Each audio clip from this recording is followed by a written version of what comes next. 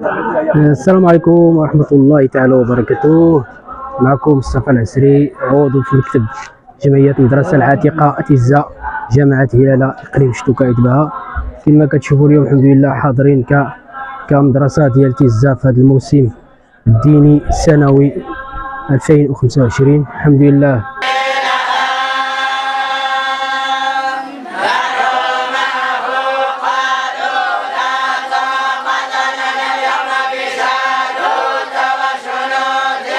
بسم الله الرحمن الرحيم، وصلى الله وسلم وبارك على سيدنا ونبينا ومولانا محمد أشرف المرسلين وعلى آله وصحبه أجمعين. الاسم عبد العزيز المراد، المشرف على مدرسة سيدي غام الخاصة للتعليم العتيق التي تتواجد بإقليم الصويرة. عنوانها جماعة سيدي غام قيادة بالزد عمل الصويرة. هذه المدرسة العلمية العتيقة العريقة تعتبر من أكبر وأقدم مدارس هذا الإقليم، حيث يعود تأسيسها إلى عهد السلطان المولى عبد الرحمن العلوي الذي أمر ببناء عدة مدارس في المنطقة، ومن تلكم الحقبة ومن ذلكم التاريخ، والمدرسة تؤدي أكلها ولله الحمد. فقد تخرج منها عدد كبير من الفقهاء وفطاحل العلماء، ولا زالت تؤدي ولله الحمد. والمدرسة اليوم بداخلها أكثر من 120 طالبا يحفظون كتاب الله سبحانه وتعالى ويدرسون العلوم الشرعية، وهي مدرسة محتضنة من طرف وزارة الأوقاف والشؤون الإسلامية بنظام التعليم الابتدائي العتيق، وهي مدرسة داخلية، يعني أن الطلبة الذين بداخلها هم كلهم داخليون، يبيتون ويقيمون في المدرسة. تتولى جمعية المدرسة بمساعدة من المحسنين إيواءهم وإطعامهم. والحمد لله مدرستنا دأبت على المشاركة في هذا الموسم الكبير، الموسم الولي الصالحة لله طعلات. دأبت على المشاركة في هذا الموسم الكبير إسوة بالمدارس الأخرى بمنطقة سوس وبمناطق المغرب كله، الذي هذا الموسم الذي يحج إليه حملة كتاب الله سبحانه وتعالى زرافات ووحدانا. وهذا الموسم له منافع كثيرة، منها مدى صلة الرحم. فالمقصود من هذا الموسم هذا صلة الرحم، حيث يلتقي الطلبة مع أشياخهم ويلتقي الطلبة مع أقرانهم ومع أصدقائهم وغير ذلك. كذلك يكون فيه إطعام الطعام، ويكون في هذا الموسم كذلك قراءة القرآن وأمداح رسول الله صلى الله عليه وسلم. يقول الرسول صلى الله عليه وسلم: اجتمع قوم في بيت من بيوت الله يتلون كتاب الله ويتدارسونه بينهم إلا نزلت عليهم السكينة وغشيتهم الرحمة وحفتهم الملائكة وذكرهم الله في من عنده. ولا شك أن هذا الموسم من المواسم التي تحضرها ملائكة الله سبحانه وتعالى وتحف حاضريها، ويتباهى الله سبحانه وتعالى بهذه المجالس التي يذكر فيها اسم الله سبحانه وتعالى. ويختم هذا الموسم بالدعاء الصالح لأمير المؤمنين جلالة الملك محمد السادس، الذي دائما يساعد ويساهم ويدعم ويشجع الزوايا والمدارس العلمية العتيقة.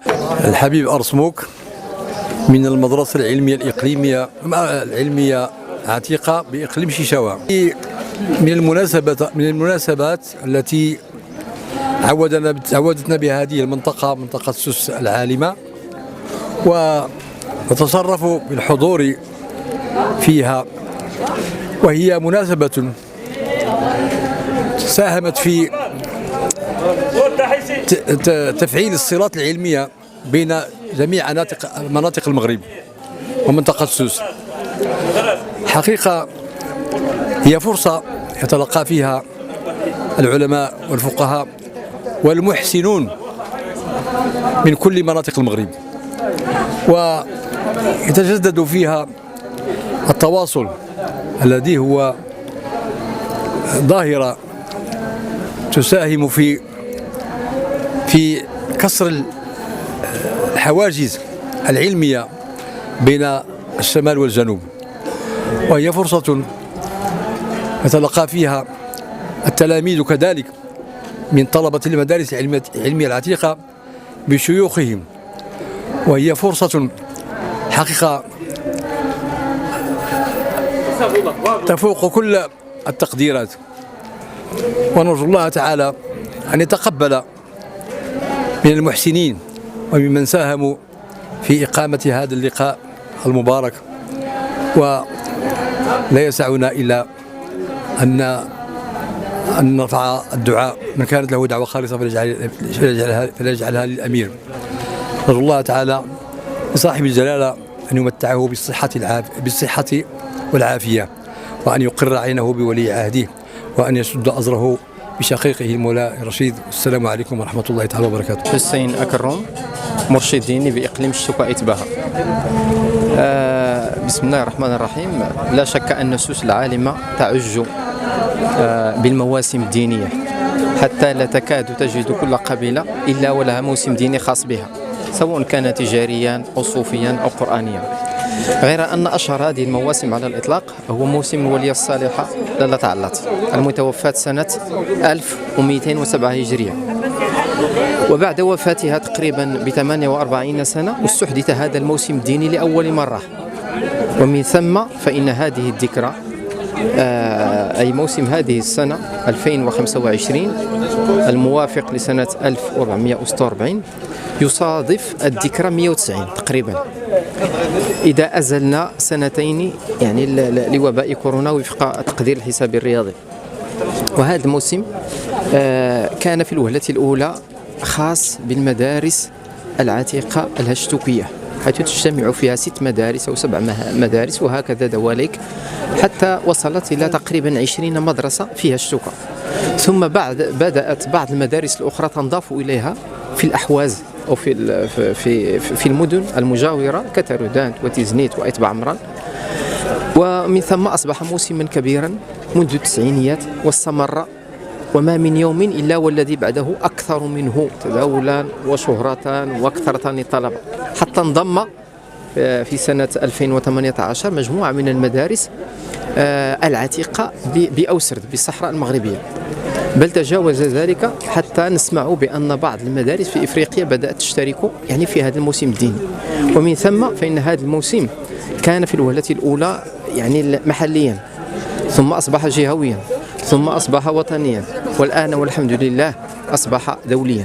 هذا الملتقى يعد الملتقى الأول القرآني في المغرب على الإطلاق، لأن بعض التقديرات التي حسب المتتبعين يحضر فيها ما يزيد عن 20,000 يعني من حفظة كتاب الله سبحانه وتعالى، فضلا عن الباعة والمتجولين وما إلى ذلك.